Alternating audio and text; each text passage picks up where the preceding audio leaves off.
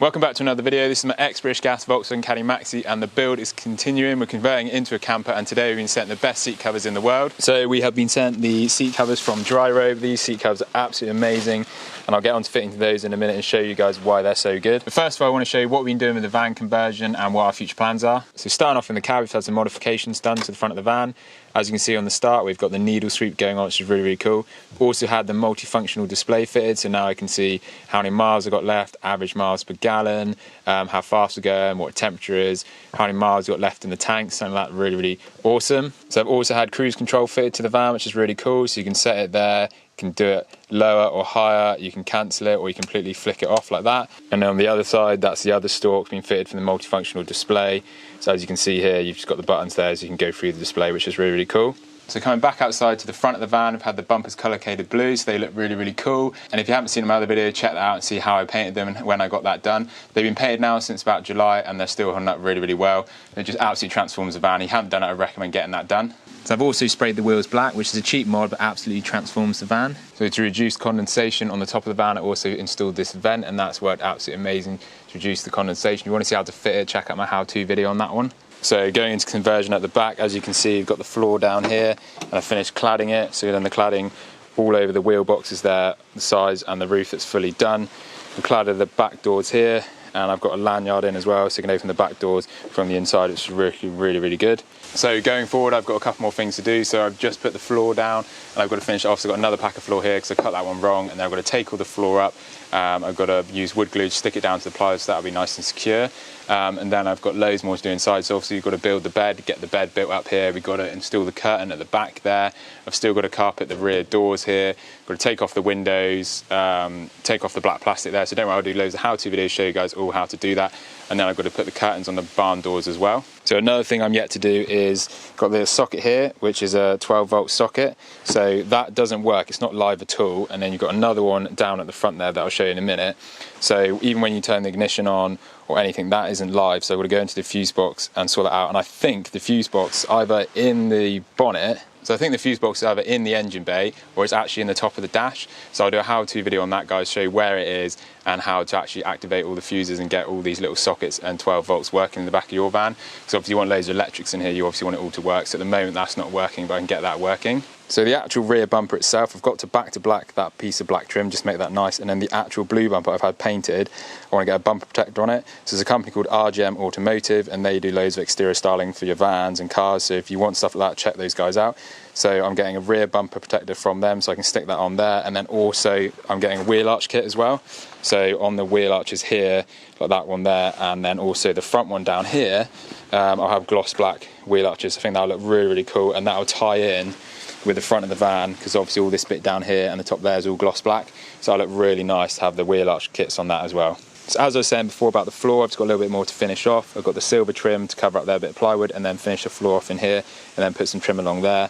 I think in the footwells as well, I might carpet in there, and then obviously I've got to get the curtain up here as well, like I said, and then I've got to fix that light which is in there onto that bit there, so it's real nice. As you can see as well, I've carpeted the edge of the bulkhead, so I've cut those off, put them back in, I'm carpeting them, which is really nice. I've still got the sliding doors to do, as you can see, so I'm not sure what to do on that. I might just fully carpet it, or I might do cladding, but I've got to insulate it, and then I've got to clad those doors as well to make that a lot nicer. So as I was saying before about getting the electric sorted, this 12 volt here is live. That does work when you put the key in the ignition, but the other one doesn't. So I've got to sort the fuse box out so I can get both of them working, which is pretty cool. So anyone wondering, the roof vent I got is a Fastener 2000, and this you can buy it from Amazon or you can buy it from Fastener's website directly, I believe. This is the underside, it's got a little shutter so you can open and close it.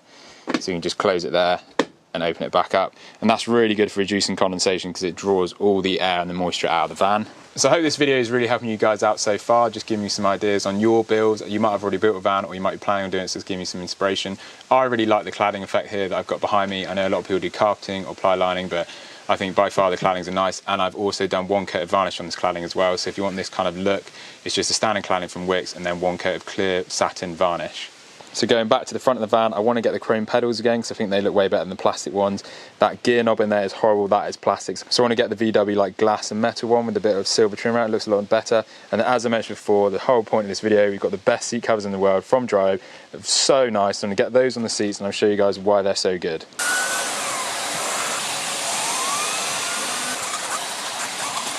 So the best thing about these seat covers are they're super easy to fit. And a massive shout out to Dryrobe for sending us these seat covers, because they are the best seat covers on the market. There isn't anyone else who does better seat covers. So you can see they're super nice, got the Dryrobe logo on there.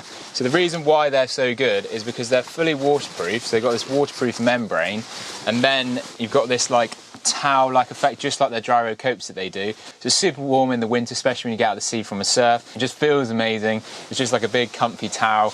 They're really comfy, and I just think they look really cool as well. I think the only reason you might not want them is just because you don't like the colour grey, but apart from that, they're just brilliant. Like, I had these in my last van, and I've looked at seat covers all over the internet, and there's no other companies that will do waterproof seat covers with this furry material. It's really nice. I think there's one or two that will, but they just don't look as good, and they're not as good quality. So these are by far the best seat covers you can buy. So they're really easy to fit. All you do is just slide them over the top. As you can see there, they just slide over nice and easy, just like that. Got two straps on the side, so you just undo them. Then you've also got a strap underneath here. Take that off, and then you can go over the top of your seats. So there you go. That is the seat cover fitted, and then you can do the straps up to how you want your seat. As you can see, it's super easy to fit these seat covers, and they just look amazing. They just feel really good as well. I love this towel effect. Like, the whole Dryrobe thing is just really, really good.